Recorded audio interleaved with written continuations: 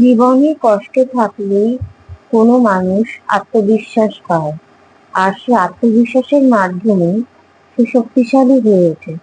আর সেই শক্তি তার জীবনে একদিন স্বপ্ন পূরণ করতে সাহায্য করে। জীবন, আমি দেবসেনা, আর আমি আপনাদের শোনাবো এমন একজন নারীর গল্প, যিনি ছোটবেলা থেকেই অনেক অপমান, দারিদ্র, কষ্টের মধ্যে বড় হয়েছেন, কিন্তু তিনি নিজের চেষ্টায় একদিন জীবনে সফলতা পেয়েছেন।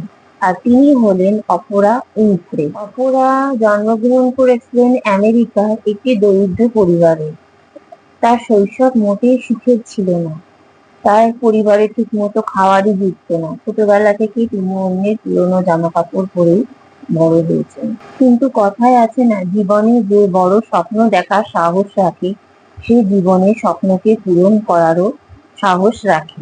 ছোটবেলা থেকেই তিনি বই পড়তে খুবই ভালোবাসতেন, আর মানুষের সামনে কথা বলতে খুব পছন্দ করতেন। তিনি বুঝতে পেরেছিলেন যে তিনি একদিন নিজের চেষ্টায় নিজের জীবনকে অবশ্যই বদলে দেবেন। কিন্তু তার জীবন মোটেই সহজ ছিল না। গরিব বলে তাকে সবাই অপমান করত, উপেক্ষা করত। কেউ বিশ্বাস করতো না এই সাধারণ মেয়েটি একদিন জীবনে অনেক বড় পরিবর্তন আনতে পারে। কিন্তু অপরা কখনোই নিজেকে থামিয়ে রাখেননি।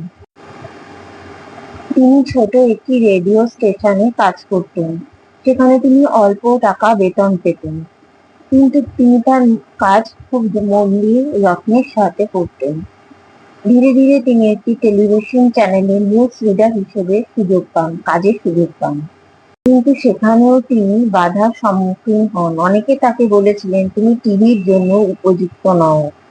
কিন্তু অপরা যদি এই কথাগুলো শুনে নিজের হাল ছেড়ে দিতেন, তাহলে কি তিনি পৃথিবীতে অপরা উইনফ্রে নামে বিখ্যাত হতেন?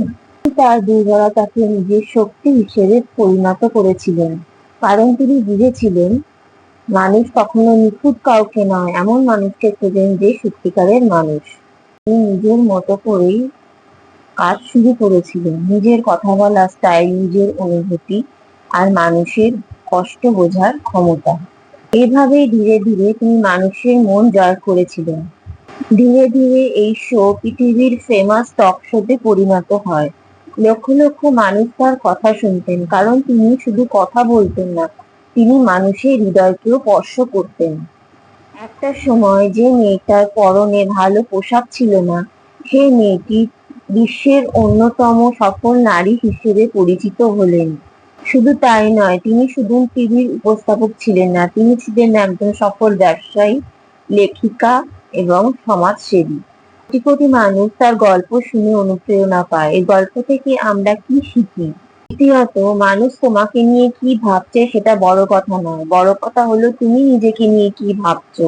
সবচেয়ে বড় কথা হলো, নিজের স্বপ্নকে কখনোই ছেড়ে দিও না। রেখো, অন্ধকার রাত যতই বড় হোক না কেন, সকালে সূর্য ঠিকই ওঠে। যতই বাধা আসুক না কেন, থেমে যেও না, নিজের স্বপ্নের জন্য লড়াই করো। একদিন তুমি ঠিকই সফল হবে, আর একদিন তোমার গল্প অন্যকে অনুপ্রেরণা দেবে। ভিডিওটি ভালো লাগলে লাইক, শেয়ার, সাবস্ক্রাইব করতে ভুলো না। আর কমেন্টে লেখো, আমি পারবই।